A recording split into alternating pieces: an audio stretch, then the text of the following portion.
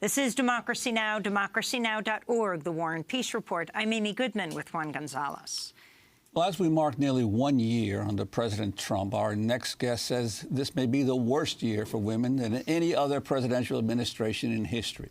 But she notes it's also been a year of organizing and resistance by women and their allies. For more, we continue our conversation with Cecile Richards, president of the Planned Parenthood Federation of America and the Planned Parenthood Action Fund. I want to start by asking you about the Me Too movement. You talk about movements and the power of this was started 10 years ago by Tarana Burke, who cared about sexual assault and abuse. She herself a survivor, African-American woman. We've had her on several times, talking about how girls and women can take power.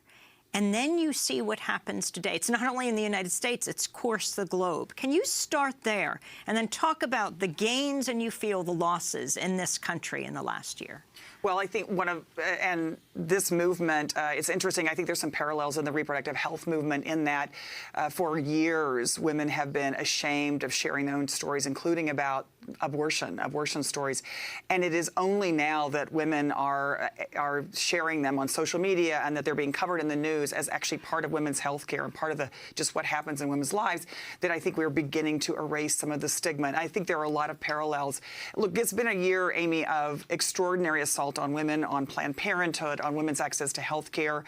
But as I said earlier, I've never seen, I've been an organizer my entire lifetime, I have never seen the outpouring of activism, not only by young women and young men, but women who have never been involved in politics or organizing before. And I see that every single day, and not only in New York and Washington and San Francisco, but in Utah, in Michigan and Wisconsin, places where women are saying, it's our time, it's time for us to take a stand and to actually be involved. It's really exciting. Could you talk about them during the past year, some of the major wins and losses that have occurred under the Trump administration? Absolutely. Well, I remember, Juan, when in January, the Speaker Paul Ryan said that by February there would be a bill on President Trump's desk that would defund Planned Parenthood and repeal the Affordable Care Act.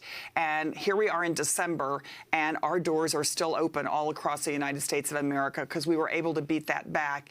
And it was not because people in Congress suddenly saw the light. It's because literally the outpouring of grassroots organizing across the country, primarily from women. Some estimates are that 86% of the calls coming to Congress were coming from women.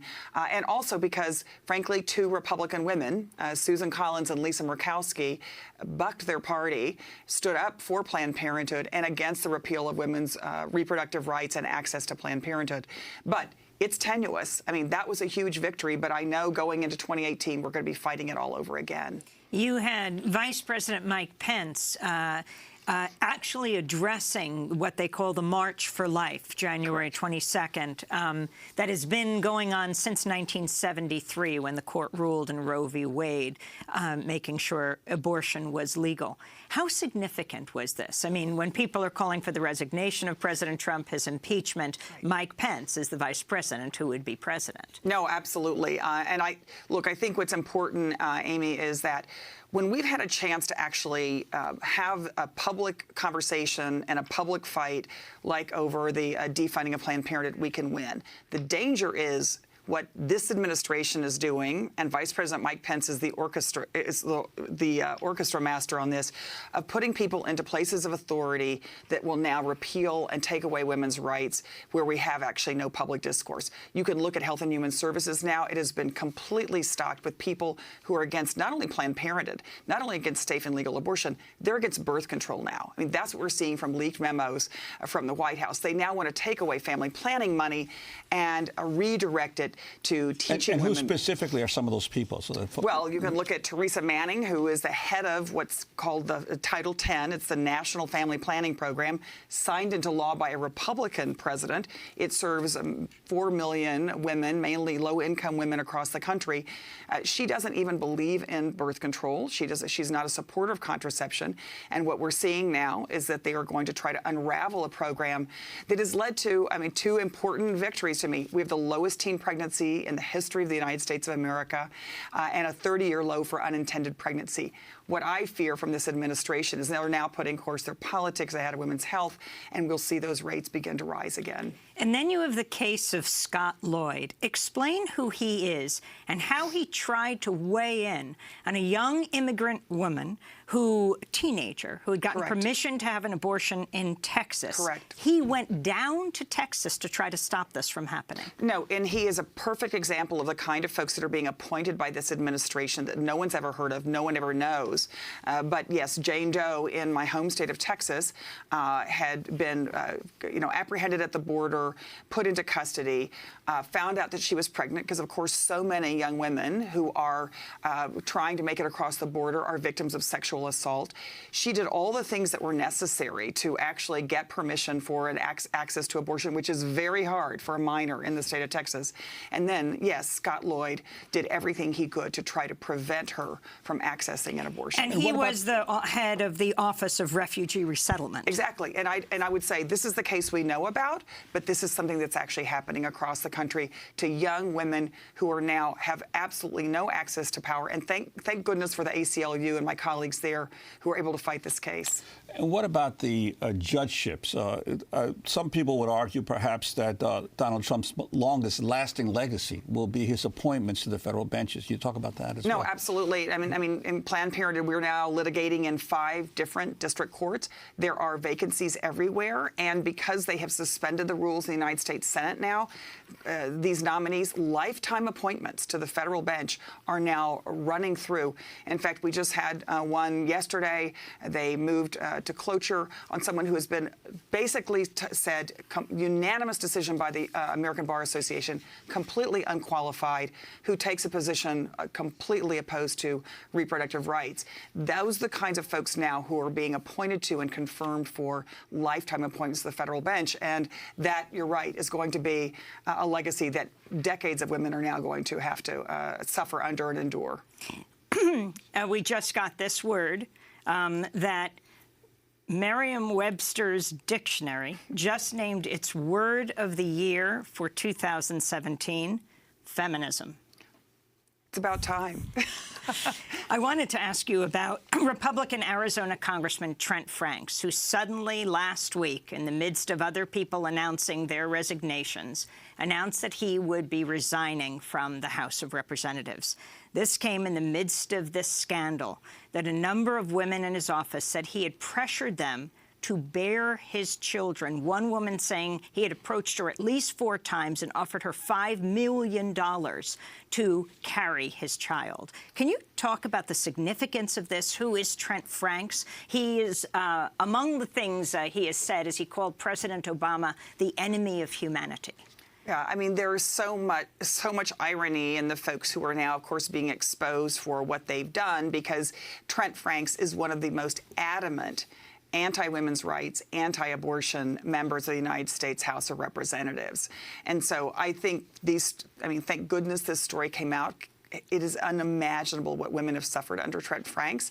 I think this is only the tip of the iceberg. We're going to be seeing these stories come out, I think, every week now. I mean, we've seen a number of women come out in these red cloaks at protests. Yes. For the Margaret Atwood's Handmaid's Tale that was made into a TV series.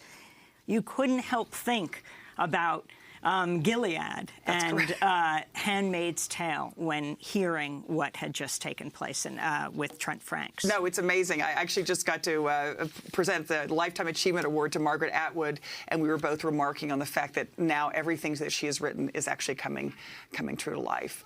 So it's unimaginable. Can you talk about Roy Moore and his significance when it comes to both sexual assault, acknowledging stories, and what his record is on reproductive rights? We talked about Doug Jones and his support for abortion.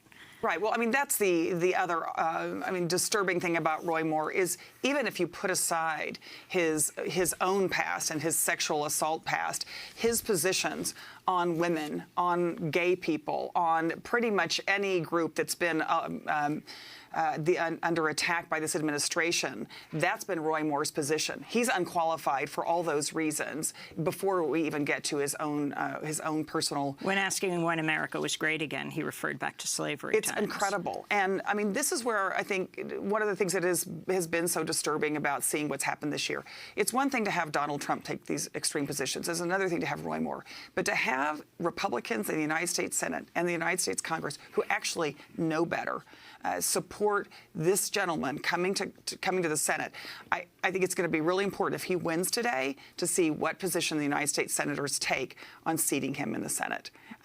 He is unqualified in every way, and I think it's going to be a stain on their party. And frankly, I saw today that President Trump's numbers are at the lowest they've ever been in polling. I think that women are fed up. And President Trump's position on Planned Parenthood ever changing? Well, I don't think it's really changed. I mean, he did, of course, during the presidential primary, he was the one Republican who, I think in a moment of probably either weakness or not really focusing, said that, of course, he knew many, many women who'd been helped by Planned Parenthood, which, of course, all Republicans know because Republicans come to Planned Parenthood just like everyone else. But, of course, since he's become president, he has basically said he wants to block women from coming to Planned Parenthood. He has explicitly said, back to your question about the judiciary, he has explicitly said he will only appoint justices, not only to the Supreme Court, but to these other federal benches, the federal bench that oppose reproductive rights and access. And Amy, one of the, of course, deep concerns for us at Planned Parenthood is we're the largest provider of reproductive health care in the country. 1 in 5 women have come to us. In many areas, we're the only provider of safe and legal abortion.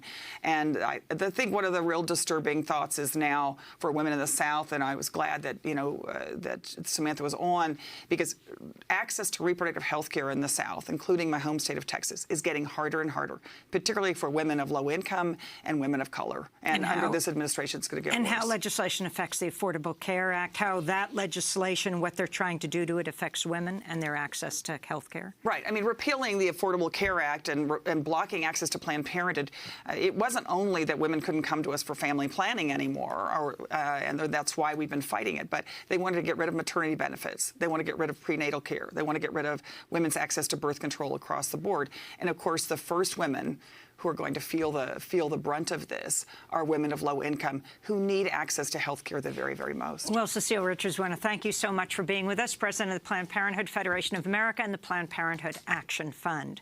This is Democracy Now! When we come back, we'll be joined by Luis Gutierrez. He's just announced he's retiring. Doesn't mean he won't continue his actions. He was just arrested last Wednesday around immigration and fighting for a DREAM Act to be passed by his U.S. Congress. Stay with us.